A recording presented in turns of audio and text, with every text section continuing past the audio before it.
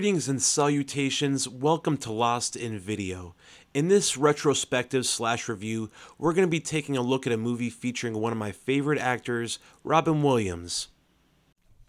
I'm pretty sure just about everyone loved Robin Williams for one reason or another, be it as the genie from Aladdin, comedy roles like Mrs. Doubtfire, dramatic roles like Good Will Hunting, or even perhaps villainous roles like his character in Insomnia. However, at least to my knowledge, there's only one role he's ever played where he has the opportunity to be both comedic and villainous. And that's why right now, we're going to be taking a look back at 2002's Death to Smoochy. Spoiler alert. Later on in this video, I will be going over the movie's plot in detail from start to finish, so there will be spoilers for Death to Smoochy. If you haven't seen the movie yet but want to, go check it out, then come back later and take a closer look at the movie.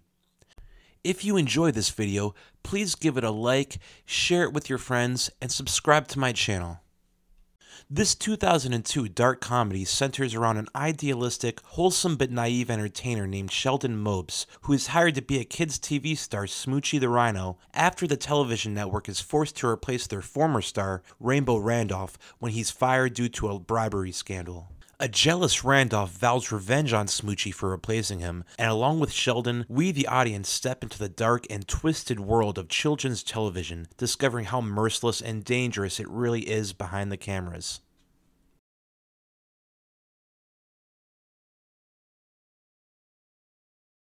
Death to Smoochy is a dark comedy that was released in 2002, directed by the vessel for Frank Reynolds himself, the legendary Danny DeVito, who also takes on a role in the movie.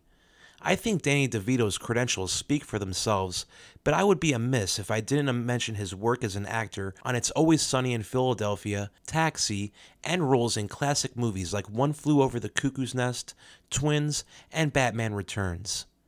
Many people are unaware that on top of being such a well-known actor, DeVito has also been directing since 1973, starting with short films, then television show episodes, followed by television movies, and then full-blown feature films. Death to Smoochy was DeVito's fifth outing directing a feature film, with his previous notable entries including Throw Mama from the Train, Hoffa, and Matilda. In late 2000, the script for Death to Smoochy was written by Adam Resnick, who prior to this had mostly written for late-night talk shows like Late Night with David Letterman and The Larry Sanders Show, as well as Saturday Night Live. In 2000, Resnick also penned the script for a comedy starring John Travolta and Lisa Kudrow called Lucky Numbers, which was not well received by general audiences. Sadly, in retrospect, it seems that would be a sign of things to come as it related to Death to Smoochy's box office success. Principal photography for the movie began in January of 2001, with many scenes being filmed in New York City. In fact, during one specific dance sequence in a park featuring Robin Williams, the World Trade Center is visible in one of the background shots, having been filmed just 5 months prior to the tragedy that took place on 9/11. Death to Smoochy was financed by the British production company Film 4, who I will always be grateful to for assisting in the development of a movie I enjoy so much. Unfortunately, one of the reasons Film 4 no longer exists is due to the film's huge box office failure, so maybe they have some regrets, but as a selfish audience member, I do not. This movie grossed only $8.3 million in the US, despite costing $50 million to make. So Smoochy was definitely a box office bomb. Some might even call it a disaster.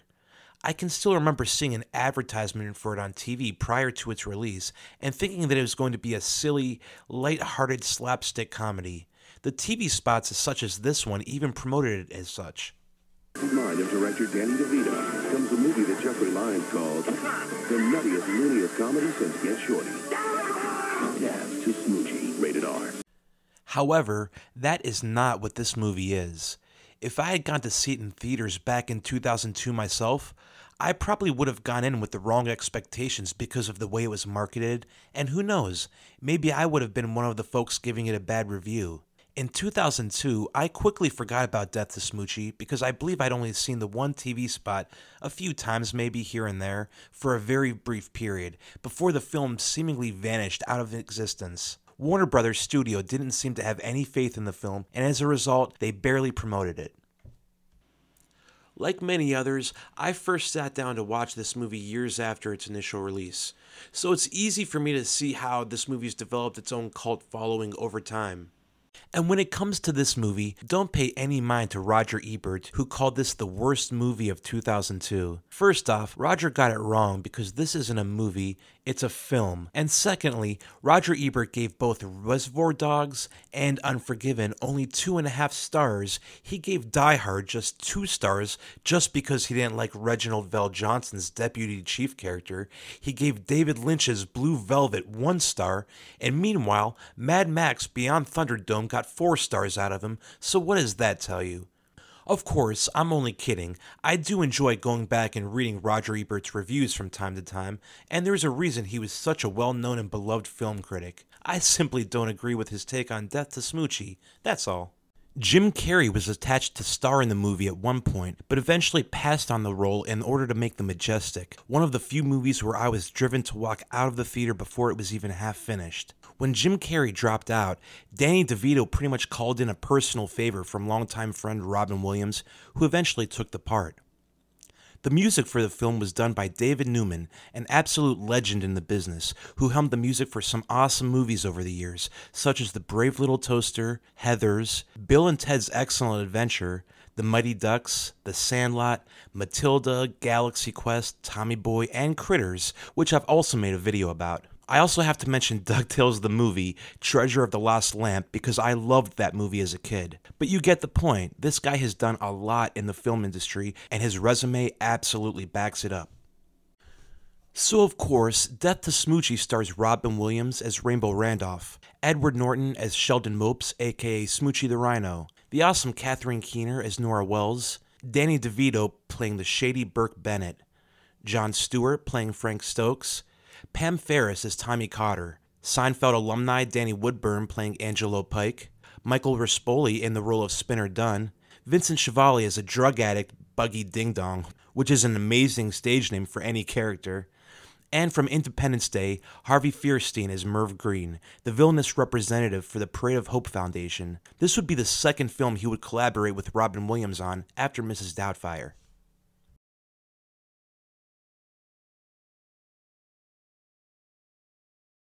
The movie begins by showing someone in a rhino costume being shot. Could that be the death of Smoochy that the title refers to? Next, we are introduced to the charismatic Rainbow Randolph with a dance number from his hit kids show, performing the song Friends Come in All Sizes. Randolph's next scene sees him being arrested in a restaurant when he accepts a bribe from undercover police in the form of a briefcase full of money in exchange for some shady business dealings. This becomes an embarrassing scandal for Rainbow Randolph as well as Kidnet, the television network that his show airs on, and his career in the spotlight comes to an abrupt and embarrassing end thanks to his criminal behavior. Jon Stewart's Frank Stokes character is an executive at the Kidnet Network who is tasked with replacing Rainbow Randolph with a new star for a kids show, someone the kids will love who isn't a corrupt scumbag like Rainbow Randolph or apparently everyone else in his profession. Stewart was happy to join Rainbow Randolph in his criminal behavior over the years, but now that Randy has been exposed, Stokes is forced to cut all ties with the former star, leaving him hanging out to dry. This is when they find kind-hearted Sheldon Mopes and his lovable rhinoceros character, Smoochy, who seems to have been based on Barney the Dinosaur. Sheldon's introduction into the movie sees him performing some uplifting songs at a methadone clinic where he spreads the message of saying no to drugs, because Smoochy is there to lift everyone's spirits, not just kids. Basically, Sheldon Mopes is the most wholesome guy in the world. Nora Wells, a television producer for Kidnet, is skeptical of Sheldon and thinks that just like everyone else in the entertainment business, he must be a crooked phony, but as we can see right away, that's not the case. Sheldon's only goal is to do what he can to make the world a better place, even convincing a local vendor to serve vegan hot dogs and gluten-free hot dog buns. Nora maintains her distrust of Sheldon, buffering his petitions to sell healthier candies and more educational toys to children, rather than the sugar-filled junk that Nora's Kidnet marketing team is currently peddling for easy money. Thanks to this rivalry between Sheldon and Nora, there's a power struggle over the content of Smoochy's TV show, leading Sheldon to take on the help of crooked talent agent Burke Bennett, who represents his clients in crooked and sleazy ways. Bennett tries to corrupt Sheldon with promises of more money and a corporate penthouse suite, as well as a gift in the form of a revolver, but to Burke's chagrin, Mopes only cares about creative freedom and sending the right message to kids who watch his show. It turns out Bennett has been sent to manipulate Sheldon by the Parade of Hope Foundation, an organization that apparently thrives on pocketing the profits from kids' ice shows and charity benefits, things of that nature. We're also introduced to lovable former boxing champion Spinner Dunn, whose former career apparently caused him some serious brain damage, as well as his cousin Tommy Cotter, a boss in the Irish mob. Spinner is a huge fan of the Smoochy show and loves Sheldon, which leads Mopes to getting Spinner a small part on his show upon Tommy's rather strong request. The Parade of Hope Foundation is neither impressed nor pleased with Sheldon's strong moral ethics, and their ambassador, Merv Green, leans heavy on Frank Stokes, Burke Bennett, and Sheldon himself in order to get Smoochy to do an ice show, as it's one of the biggest cash cows in his line of work. However, Sheldon views these ice shows as tasteless and soulless cash grabs and refuses to participate. When Nora learns that Sheldon took the high road against the ice show, the two eventually end up bonding over their love of their favorite childhood kids shows, which finally puts their rivalry to an end. In the process, the seeds are planted for what ends up becoming a blossoming romance between the two. Rainbow Randolph, meanwhile, is enraged to see Smoochy skyrocket to fame in his absence, and begins devising a plan to ruin Smoochy's reputation and career. For the time being, Randy is permitted to stay at his former cast member Angelo's apartment while he gets his life together, but instead Randy only broods and schemes against Smoochy, completely wallowing in miserable bitterness and resentment. Randolph's attempts to destroy Smoochy include calling him at his office to threaten him, as well as replacing children's cookies prepared for the Smoochy show with cookies that Randolph himself baked in the shape of male genitalia in hopes of sabotaging Smoochy live on TV. To Randy's dismay, this attempt backfires when Sheldon makes a recovery to save the show. It's a rocket ship! It's a rocket ship! Randolph takes things to another level by tricking Smoochy into performing at what Sheldon thinks is a benefit for sick children, but when they turn the lights in the building on, he is shocked and horrified to find himself at a Nazi rally. This time, Randolph's plan finally works, as Smoochy is caught attending this rally and assumed to be associated with Nazis, therefore ending his career just as quickly as it took off. This doesn't last long though, as Randolph goes to Nora's to gloat and attempt to get his old job back, and in the process accidentally reveals that he is the one who set Sheldon up at the Nazi rally to ruin him. This leads Tommy Cotter and her Irish mob to beat a confession out of Randolph, who is then charged and arrested very publicly. Even his only remaining friend Angelo has had enough after trying to help Randy out and gives him the boot from his apartment. To make things even worse, Randolph learns of Sheldon and Nora's relationship, which causes more jealousy for Randolph when it's revealed that he used to date Nora as well. Randolph even takes more drastic measures, breaking into Sheldon's penthouse apartment and holding Sheldon and Nora at gunpoint. Sheldon and Nora are able to get the gun away from Randolph and even offer him support when they see how mentally broken down he is. It's clear that Randolph has lost his way, and being the kind-hearted man that he is, Sheldon agrees to be his friend and help him out. At this point, all is finally right with Smoochy the Rhino and Rainbow Randolph, as Randolph acknowledges that he has a lot of work that he must do on himself in order to change his ways. Smoochy, on the other hand, is restored back to his popular Rhino role as the public happily embraces him again and greet him back onto television with a hero's welcome. In no time, Smoochy is back to performing fan-favorite songs like My Stepdad's Not Mean, He's Just Adjusting. But your stepdad's not mean, he's just adjusting. But remember, if he is ever abusive to you or mommy, what are the magic numbers? That's right! Smoochy finally agrees to do an ice show, but one in which only healthy snacks will be served and where 100% of the profits will go directly to charities for children, as well as upgrading the methadone clinic we'd seen him perform at earlier in the movie. This, of course, does not sit well with Burke, Stokes, or Merv Green's Parade of Hope Foundation. This leads them to conspire and plan out the murder of Sheldon in order to get him out of the way, but when the henchmen do murder a man in a rhino costume, it's revealed instead to be poor Spinner Dunn, as his TV show costume looks similar to Smoochie's.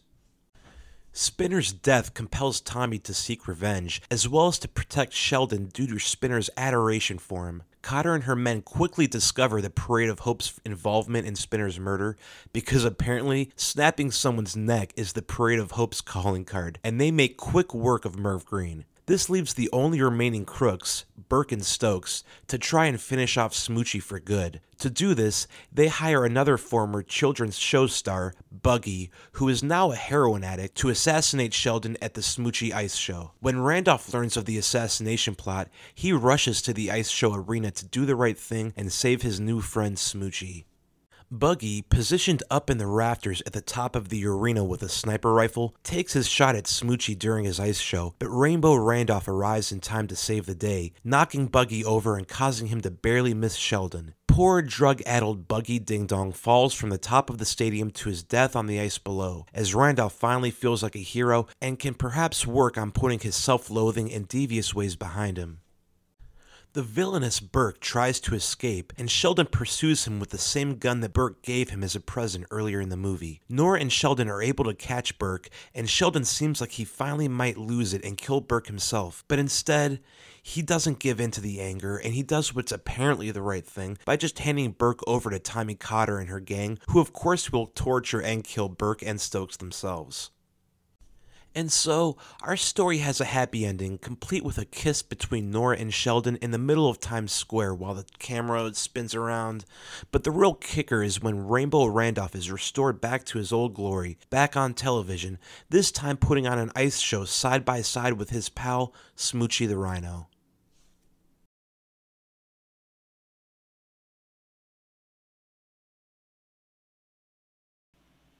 So, as I said earlier, I love Death to Smoochy. It's the perfect fit for me because I love the dark comedy genre in itself. It's the perfect amount of absurd and hilarious, and it moves along at a nice pace that never feels like it's dragging, and it never feels dull either. Depicting a kid's television network as so seedy, dangerous, and mafia-like is something I find hilarious in concept alone, although realistically there's truly no shortage of shadiness in the entertainment industry. In other words, it's funny because it's probably true. Despite being classified as a dark comedy, however, Death to Smoochy also has a heart to it, and the balance between dark humor and earnestness is what makes Death to Smoochy really stand out to me. Like most people, I'm a big fan of Robin Williams, and his role in this movie is one of my favorite performances from him. That says a lot, considering his legacy in both television and film. The character of Rainbow Randolph, as he is introduced to us, is so sleazy and corrupt that it's hard to sympathize with him despite his misfortunes. It's hard to find any redeemable qualities in his character at all. He's selfish, entitled, and vindictive, and he seems to have the emotional maturity of a toddler. When he loses everything, Randolph can't see that it's a consequence of his own actions, and instead puts all the blame on Smoochy. Williams plays Randolph as the most extreme example of a pathetic and broken man, and the real talent to me is that he makes Randolph's pain and distress feel real, while at the same time making it somehow absolutely hilarious to observe. It's satisfying to see Rainbow Randolph get a redemption arc, but not because we love the character. Randolph is a horrible guy for most of the movie. It's because we love Robin Williams and the energy that he brings into his performance. While I find it interesting to imagine what the movie would have been like if Jim Carrey had played Randolph instead, I think Williams ended up being the perfect man for the role of Randolph in the end. For the most part, he plays completely unhinged and distressed, but also adds layers of insecurity and loneliness that adds a little complexity to Randolph's character, who otherwise could come across 100% cartoonish, instead of only 95%. Edward Norton is also really great as the well-intentioned Sheldon Mopes. This is a role that could have felt flat and boring, given that Williams' character is the one with the most fun and outrageous moments. However, Norton brings everything he has to the role of Sheldon by acting as optimistic and sincere as possible, to the point where it's almost annoying because no sane person could be that nice all the time. Instead of annoying though, we see that Sheldon Mopes is an idealist, with bright hopes for the future. Sheldon's philosophy is that you can't change the world, but you can make a dent, and we see that principle reflected in just about everything he does. This is a sharp contrast from the roles that fans have been accustomed to seeing Edward Norton in. In 2002, audiences were mainly familiar with Norton from his roles in Primal Fear, American History X, and Fight Club. Suffice to say, Sheldon Mopes is a far cry away from murderers, Nazis, and terrorists with split personalities. However, the fact that Norton's character, Sheldon Mopes, finds himself at a Nazi rally in this movie is pretty funny, considering that his character Derek from American History X could very well have been a guest speaker for the event had this movie taken place prior to his rejection of white supremacy. Catherine Keener also does a great job in her role as Nora Wells. Many people today will recognize Keener from Get Out, but she's also been in a lot of other good movies like Being John Malkovich, The 40-Year-Old Virgin, and Adaptation. She brings an abrasive energy to her role, playing a jaded producer with a rough exterior convincingly. Nora seems mean-spirited at first, only doing what's necessary to keep business moving, but Keener adds subtleties in her delivery that shows us Nora is also struggling with her conscience. As the film moves along, we discover that Nora is actually a good person and probably started her career that way before the corrupt and toxic world of kids' network television turned her heart to stone. When Sheldon and Nora have their breakthrough bonding moment, Keener's performance shows us that before meeting Sheldon, Nora was forced to embrace and take on the attitude of a cold and pragmatic businesswoman in order to survive in the cutthroat world of children's television, but that's not who she truly is. The side characters are all enjoyable as well, with the actors making this cast feel a lot more memorable than most comparable movies on this level, in my opinion. Jon Stewart would be the first to tell you he's not the world's greatest actor, and that's fine because his character, Frank Stokes, really doesn't require all that much acting. Stewart just basically acts like himself, and the script does most of the work in terms of displaying Stokes' character. Sure, you could probably have found a good character actor to play the part, but in a movie with so many colorful characters already, that wasn't necessary here. Stokes doesn't really have a character arc. He's a scumbag who works for a television network. There's nothing more to him than that. So, in that context, Stewart knocked it out of the park in terms of not being distractingly awful. Tonight is the night we celebrate excellence in film. With me, the fourth male lead from Death to Smoochy. Rent it. I love seeing Harvey Fierstein pop up in movies, and he was fun in his small role as Merv Green here, giving a menacing yet theatrical performance. I never thought that the raspy voiced guy from Independence Day could ever pull off intimidating, and I mean, he still doesn't really here, but he does a good job playing the aggressive role, and it's enough to help us believe that the other characters are scared of him. He does his job as a comedic villain, acting dastardly, yet overdramatic enough to get a chuckle out of me at least, which is surely the intention. The absurdity of Merv Green being so serious about scamming a foundation meant to raise money for children is hilarious and messed up, and Fierstein plays into it perfectly. As with most directors, a lot of DeVito's cast members are actors that he's worked with in the past. Vincent Schiavelli is a good example, having worked with De Niro in the past on Batman Returns, and he does a good job here as the raving, drug-addled Buggy Ding Dong, mumbling and bumbling his way through his brief part in the film. Another example would be Pam Ferris, who previously worked with DeVito on Matilda. In her role as Tommy Cotter, Ferris is intimidating in a fun way, making her Irish mob activities such as murder almost feel more mischievous than they are, well, murderous. Despite that, she portrays Tommy Cotter as someone whose bad side you certainly don't want to be on. I think Michael Rispoli is great as Spinner Dunn, as that character in 2002 probably could have been depicted in a much more tasteless manner. Now, I'm not saying it was done with class here, but Rispoli plays the character in a way that makes Spinner really endearing, and he comes off like a sweet guy in all of his scenes. He only has a few interactions with Sheldon, but in that time we get the sense that the two really are good buddies. Perhaps Spinner's character might be seen as problematic nowadays to some, but in my opinion Rispoli's performance has an endearing and likable nature that makes him a fun character. I'm gonna go get drunk now. Okay, you be careful. When Spinner reminisces about his glory days in the boxing ring, it's kind of sad to see the toll that fighting has taken on his body and mind, because he's such a nice guy, and it feels like a real bummer when his character is killed moments later. Kind of funny too, since he's dressed in a goofy rhino costume, but still a bummer.